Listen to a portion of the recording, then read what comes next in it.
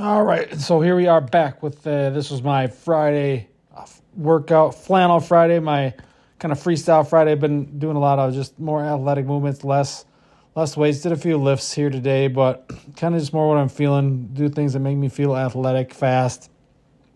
So started out at the track,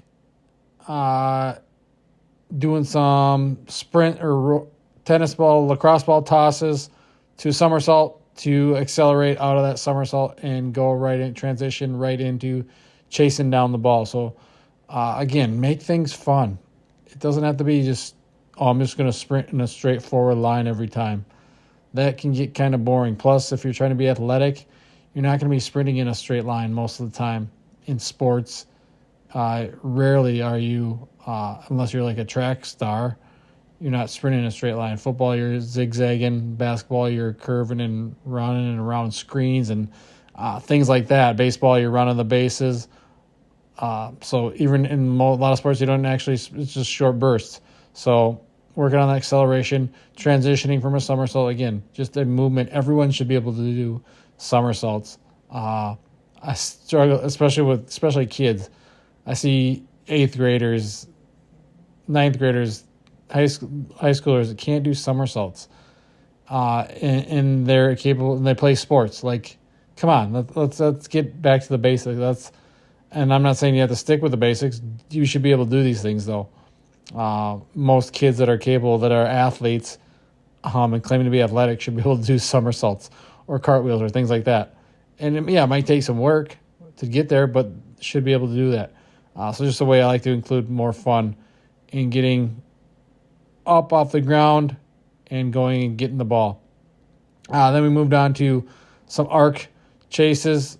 Again, lacrosse ball, toss from one arc over the next. Run the arc, the 3-point arc.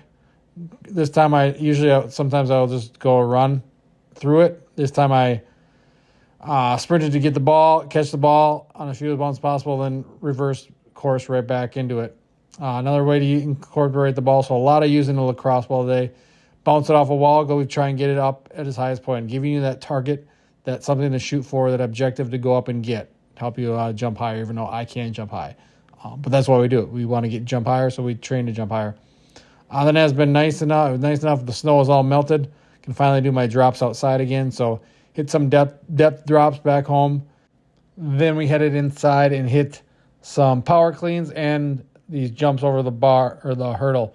So I was going for a height in to a flip, and my mind was kind of like, oh, I'm not going to hit this right away. So you see that first one, I kind of pause, and then the second one, I just kind of flop over the bar, and it's like, oh, I can do that. I can do this. And it's that mindset that your mind sees something as a threat, and it's, oh, I can't do that. But then you just do it, and you realize, oh, I was just causing myself too much agony or struggle by thinking it that I can't do it. And once you see yourself do it, then you do it.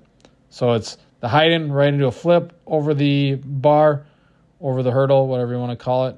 My makeshift, beat up, destroyed half-size hurdles because I've broken so many of them, or myself and athletes have broken so many of them. I haven't broke all of them. I broke a few of them. That one I did break. That one actually is one that's, I believe, stabbed me in the arm, I think last summer when the side post broken. Got a good gash there. But again, pairing these with cleans. The power clean's been working more at the cleans. Feeling a lot smoother lately.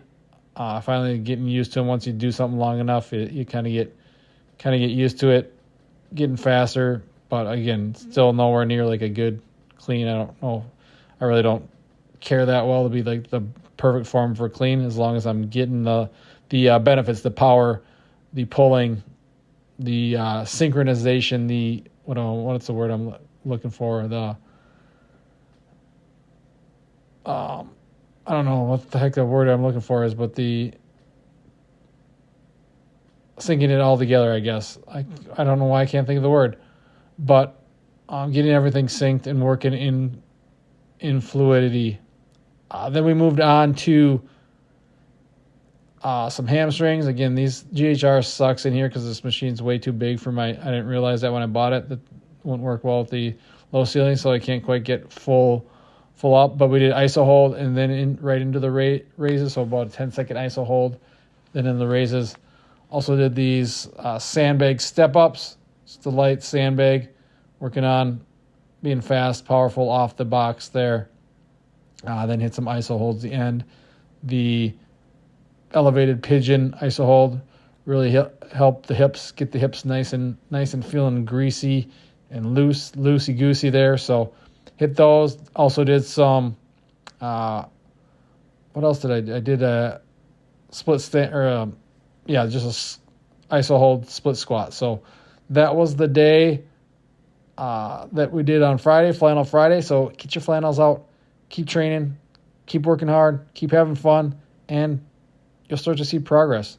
Thanks for watching, guys. We'll talk to you again soon.